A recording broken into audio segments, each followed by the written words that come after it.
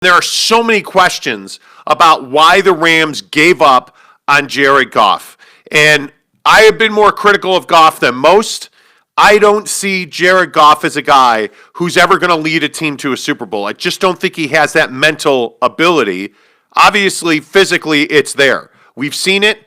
We just haven't seen it consistently. So, Jake, I guess the tough question that has to be asked, is Matthew Stafford a better fit for the Rams than Jared Goff was, and is Jared Goff now officially a bust? Yeah, well, I think for Matthew Stafford, I mean, he's a veteran. He's somebody that has shown that he's got the ability. There's no doubt. I think a lot of questions around Matthew Stafford were just simply, is he ever going to get out of Detroit? Is he ever going to get the chance to play for somebody who can actually go out and be a postseason team and contend? And so I think if you're Stafford, you should be thrilled with this. I mean, this is the best thing that could have happened to you. You just went from an awful division to one of the best divisions in all of football. So I think it's awesome for him. I think for Jared Goff, this is a really interesting time because I don't think this is some indictment on Jared Goff. I think it's more of a really? Yeah. Well, I think it's more of a situation where Jared Goff. He has something to prove for sure, but I think most people would tell you that he is a solid quarterback. Like he can play. He's not a bad quarterback. He's just not good enough for what the Rams wanted, I guess. I don't think he's a championship caliber quarterback. I don't think Jared Goff is a guy that you say, well, hey, I want to win a Super Bowl. Let me go trade for Jared Goff. That's not who that guy is now or in the past. I think he showed it with the Rams. Let's not kid ourselves. You had Gurley and Goff, a myriad of quality receivers. You had one of the best defenses in the National Football League during his time there, and they just did not win. Mm-hmm. Is that 100% on Goff? No, of course not. And we need to talk about Sean McVay in a minute here. But at some point, you have to give the Rams credit for looking at their situation and saying, Jared Goff is not what we need, and we don't feel like he's going to win a Super Bowl. We need to go get a guy who can. And I actually think Matthew Stafford is that guy. He's got that swag. He's got a hot-ass wife for L.A. Like, it all fits together nicely. Right. Yeah, look, I think the biggest thing for Stafford going to the Rams... Are you saying that his wife isn't hot? I'm saying that it doesn't matter if his wife is hot. Oh, yeah, it does. I'm saying that we're talking football here. So, for Stafford, I think at the end of the day, he's durable. He's shown that he can play through injuries. And he's got a cannon, and I think he's going to bring a veteran leadership to that huddle that they really need. That they really need that. And I also think, to your point, it's awesome to see another team besides the Patriots being cutthroat with some of their star players that they're paying a lot of money. And I think this is something that every franchise in all of sports could learn from. Before you go and pay guys, before you go and invest huge money in people. Whether it is a guy coming off a rookie deal or whatever, whatever the situation is, you better make sure that they're performing. You better make sure that they're pulling their weight for how much you're paying them. And for how much he was getting paid, I mean, he was in the 20s, so it's not like he had some ridiculous contract, but that's a lot of money for the Rams when they have a big time defense and they got people they got to pay. So I give him credit for cutting ties. Well, and I also think you have to be critical of Sean McVay here. I think it's very easy to put all of this on Jared Goff. I think it's very easy to say, well, Todd Gurley was part of the problem. I think part of the problem and part of the reason that the Rams have not won a Super Bowl at this point in Los Angeles is because of Sean McVay. I think that he's made some bad personnel decisions. I think they've had some very questionable situations. Play calling, clock management. I think certainly if Nickel Roby-Coleman doesn't commit that pass interference against the Saints, pick that ball off, and they go to the Super Bowl because of it, there are a lot more questions being asked in LA of Sean McVay. But he went to a Super Bowl, and he lost. Okay, cool, at least he was in the Super Bowl, is what most people will say. And who he lost to. Well, yeah, but no doubt about that. No doubt about the Patriots have part of that. But I think it's a situation where you have to look at, or did he lose to the Chiefs? No, Patriots. Okay. My point is, you have to look at Sean McVay and you have to ask yourself, is he good enough? Is he doing a good enough job in LA? Mm-hmm. And I don't think the rubber stamp should be put out there for Sean McVay. I struggle with this idea that Sean McVay is this genius that everybody looks at and is like, oh, he's beyond reproach. Because I'm telling you that he cannot. And he cannot be, because if he is, the LA Rams will not win. I don't care who their quarterback is. Right. Sean McVay has to be a better head coach. Mm-hmm.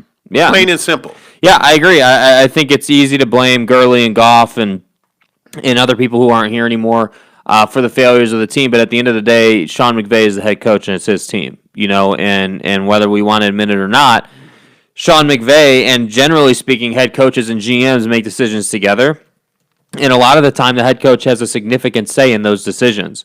And so, Sean McVay moved on from Gurley. He was tired of that situation. He's moving on from Goff. And the way he's moving on from Goff, I like. If you're not happy with who you got, don't just cut him. Do something with him. Get something back. And so that's what they did. They also reached out to the Packers about Aaron Rodgers. The Packers said no, of course. They said they're not even open to talking about Aaron Rodgers, but that just shows you the ballsiness, if you will, of this of Sean McVay in this front office. They want a guy who has shown that he can do it in the league, who's shown he can play through injury, and that's what they got. And I do think it will make a difference for them. Overall, will they be a better team with Stafford than Goff? Well, that remains to be seen. When's the last time Stafford played in a postseason game? When's the last time he played a big game of football? I don't know, because he's been in a crappy division for 10 years. Yeah, and I think it's interesting the way this trade came together. Stafford was not there. There was certainly, I don't think Stafford was always their number one target. I think it came together nicely. But what I thought was interesting is that it came out that Stafford's only team that he wouldn't go to was the Patriots. Yeah. I think that's fascinating because you don't often hear guys in this league talking about not wanting to play for the Patriots. Right. And I think it was interesting that Monday Morning Quarterback at SI.com had a breakdown of how this trade happened. It was essentially a conference call between the ownership in Detroit and the ownership in LA, and they knocked it out. And it just so happened that Stafford and Sean McVay were on vacation in Cabo at the same time when the deal went down. And they wound up having dinner together after the trade was finalized, which I think is why are you skeptical of that? I don't buy it for a second, dude. Don't buy it for a second. What are you talking about? What do you mean, what am I talking about? So wait, two of the same guys in the same league on two different teams are in the same place at the exact same time when the guys traded. Yeah, and you're telling me that it's just a matter of convenience, that it's a matter of coincidence that they were there. I don't buy that for a second. There were a bunch of it. What was Sean McVay waiting to make that, or excuse me, was Sean Payton of the Saints waiting to make that deal? I don't know. He was in Cabo. I don't know. What I'm telling you is, when's the last time you heard of a head coach and a recently traded player being in the exact same place at the exact same time? It doesn't happen right very after often. a trade. So that's what I'm saying. What do you mean? What am I talking about, dude? You were such a conspiracy theorist. What are you talking about, dude? What do you mean? I'm not a conspiracy theorist. When's the last time? I'm serious. Think about this. Put some thought into it. When is the last time a major athlete and a head coach were in the exact same place at the exact same time when a trade went down? When's the last time that happened? Well, it doesn't happen very often because it's sheer coincidence that they happen to be there. Okay.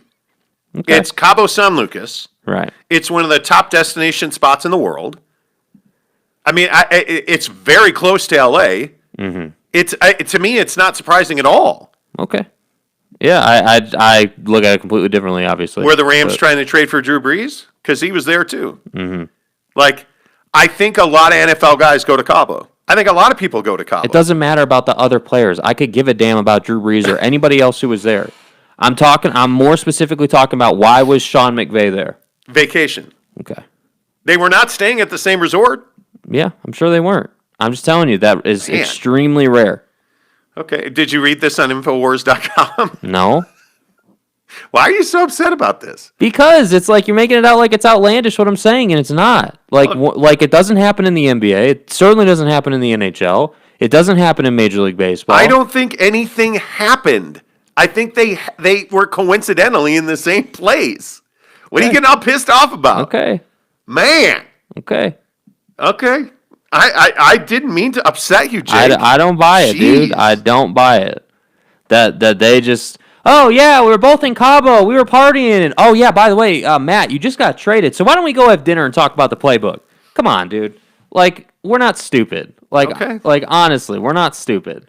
I ain't saying. Well, I mean, nobody's ever accused you of being smart. I'm not saying you're stupid, though. Mm-hmm. You know what I'm saying? Should we believe that the Rams are favored to win the NFC next year? Jeez, No, let's we shouldn't. move on. We shouldn't believe that. I think Matt Stafford has to learn the playbook. I think it's the first playbook he's had to learn in 10 years. I'm not worried about that at all. I think. Well, I think it's a lot of change. I don't think it's a gimme that they're just going to go out and win the NFC. I don't. I think it's really close now. They have an elite defense. They're not losing a bunch of dudes. I look at the fact that you got rid of Jared Goff, which is going to give a mental boost to everybody on that team. Mm-hmm. I feel like if I look at the main contenders, right now today, I would think that the Rams are better than the Packers. Would probably have beaten the Packers if they had Matthew Stafford. I think Matt's a cold weather quarterback, so he's not going to have trouble traveling east. Mm-hmm. I think the Rams are really close to Tom Brady and the Bucks, who I thought were the best team in the NFC this year. We already know they're better than Aaron Rodgers, who can't win ever. So I'm not worried about the Packers, ever. He's not a winner, dude. He's not. Aaron Rodgers sucks. Anyway, he doesn't suck. I'm just poking the Packer. He's not a winner, man. Who do you look at going forward then? I mean, obviously the Bears, but that's a gimme. The point is, who do you look at if you're looking at the NFC? I mean, I look at the Packers. Packers are always there. I think the Rams are there. I think the Bucks will be there because there's no indication that Tom Brady's going to retire. Right. And I think as long as TB12's their quarterback, I think you have to look at them and say, hey, yeah, they're going to be there. Seattle's going to be there. I think the Cardinals will probably be a much more difficult out next year. Mm-hmm. I mean, I think a lot of the names remain the same. I think they're going to be very good. Yeah, I think the 49ers are going to be there too. I think it's this whole Deshaun Watson situation is hilarious now with them saying that they're not going to trade him and they're committed to him long term. And it's like, you don't seem to understand. That's cool. You're committed to him long term, then you're going to pay him not to play. That's essentially what you're saying. So I guess if that's the situation, that's the situation. But my point with the 49ers is if they can go and get Deshaun, then they instantly become, one of the favorites to win the NFC. But yeah, I just think with Stafford and the Rams, the reason I'm not just going to say, well, hey, they're one of the favorites to win the NFC right out of the gate is the same. This is the same discussion that we talked about when Tom moved to Tampa, which is, hey, it's a lot of change. It's Tommy, please. Yeah, it's a lot of change. Wait. It's a lot of change for who? For Stafford. For Tommy? Yeah, for Tommy, sure. Say it like Tommy, yeah. Tommy. Uh-huh. Tommy Brady. Right, yeah, okay. Anyway, point is that you are not happy right now. I mean, I'm just saying, the point is that we can't just give the Rams and make them a favorite. Like Matt Stafford needs to come in. He needs to learn a playbook. He needs to, create trust with the players and the offense. He needs to do all that first, and then they got to go out and do it on the field. Yes, this is why you made the trade, to go out and win something. But it's one thing to say, hey, we're going to go out and win it. It's another thing to go out and actually win the games, as we saw in Tampa Bay. We saw that they had some issues. We saw that there was some early season struggle. So that's why I say it's not just a gimme. By the way, Eric and Raleigh is awake. Mm-hmm. The Rams played in the Super Bowl 2 years ago. The Patriots beat the Rams 13-3. Jake got it right. And Jake is cuckoo for Cocoa Puffs. Mm-hmm. Do you like Cocoa Puffs? I don't. I'm more of a Fruity Pebbles guy. Okay. I like Fruity Pebbles as well. Yeah. I would agree with that. Make sure you smash that subscribe button on YouTube. Just search The Monty Show. Monty, The Monty Show. Who's winning the Super Bowl? Early. Obviously, it's only Monday. Teams haven't even arrived yet, but Super Bowl week kicking off today. I mean, if you had to go out on a limb, mm-hmm. You got Tommy and the Bucks, or you got Mahomes and the Chiefs. I mean, I think you got to favor the Chiefs here still. Yeah, you have to. But the thing that's scary to me is that Brady and the Bucks are experienced, and that's the thing. I think Tom. So is Patrick Mahomes. Yeah, but I think sure he's experienced, but Tom Brady's on a different level. Patrick Mahomes has never been down 28-0. Patrick Mahomes has never been in a situation where it's doomsday essentially, and they have to come back. They were behind by 10 points or whatever it was, or 7 points to the Bills and came back and kicked their ass too. I mean, it wasn't even close.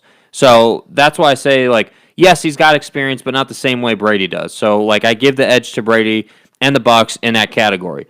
But the thing that's really scary is, the Chiefs just have this ability to dominate defenses. Like, there's just so many ways that they can beat you that I think the conversation is not how are the Bucs going to stop Patrick Mahomes and the Chiefs. The conversation is, hey, Tom Brady needs to possess the football for a long time in this game to win the game. Like, you gotta have 10, 12-minute drives that last a long time, because that's really the best way for you to play defense against the Chiefs. Don't give the ball to Patrick Mahomes. And when that's happened, when teams have done that, good things have happened. Buck says it sounds like Jake is hedging. Matthew Stafford is a far better quarterback than Jared Goff, and Goff is without question a bust. Just another soft Pac-12 guy. Well, yeah, Jared Goff went to Cal. So I would agree that he is Carson Palmer. How am I hedging, though? Like, what does that mean? How am I hedging? Jared Goff is a bust. Okay, I mean, he's a former number one overall. Well, but you did kind of soft pedal that. I mean, is Jared Goff a bust in your opinion? Yeah, I mean, he was a number one overall pick. He went to the Super Bowl and lost. Okay, he's a bust. Right, but he's not. But he's not the reason they went to the Super Bowl. Okay, but he was the quarterback. So is he? Is that just means nothing? He was almost irrelevant on that team. Well, okay. I mean, that's fine. So the next time that someone goes to a Super Bowl, we better use the same logic here in the same way with a different team. Like, if we're going to talk about bust, then isn't Carson Wentz a bust? Isn't all these other guys who haven't been Carson Wentz is a huge bust. Exactly. So that's what I'm saying. But look at Tommy. Nobody's ever going to call Tommy a bust, right? No, because he has 6 rings, and he's probably going to try and win. Who's got 6 rings? Tom Brady. Tommy. I don't know why you're pushing this on me right now. I'm not in the mood. Tom Brady. Why are you crabby? I don't know, dude. It frustrates me that people think it's such a crazy idea that it wasn't just a matter of convenience for them. Like, I don't believe that in the sports world, that people just happen to show up and, like, they were just on vacation. That never happens. You're back on the Cabo thing? I'm just telling you. You're asking me why I'm not in a good mood. That's why I'm not in a good mood, because everyone's saying that that's outlandish, and I don't think it's outlandish. They were on vacation together. Just Google search Kelly Stafford and get your rocks off for a while so your mood improves. What is wrong with you? Jeez, happy Monday. For a guy who almost won the whole freaking thing. Like, Jake had a great month at Yelp. It's day one of the next month. Like, you should be ready to run through a brick wall, my man. I am, but I'm not in Yelp mode right now. I'm in figure out how they... I'm in Sean McVay's a prick who cheated to get Stafford. Yeah, and fine. If you want to say I'm hedging against Goff, fine. Like, what's going to happen? Let me ask you this. What happens if Goff goes to Detroit and takes them to the playoffs? Then what are we going to be talking about? That would be a pretty miraculous turnaround, considering they suck. They do suck, and I'm not saying the odds are likely. I'm not saying that that's probably going to happen. If he were to go to Detroit and completely revolutionize their fortunes and turn that team around, hey, I'm happy to cook that crow over medium and eat it. Do we honestly think that he's going to be there a long time, though? No, like, I don't feel like he's even going to be there a long time. They're rebuilding. They're gonna eat his money this year, and then I think for the most part, you're in a situation where this isn't the Nolan Arenado trade. Yeah. Where somebody paid somebody $50 million. Like, by the way, that's not what happened here. Dude, when you're on Twitter, make sure that you're tweeting at the right Cardinals organization. There were like a bunch of tweets to the Arizona Cardinals about Nolan Arenado. He's not going to the Arizona Cardinals. He's going to the St. Louis Cardinals to ruin the Cubs season. Hey, asshole. He's a baseball player. Idiot.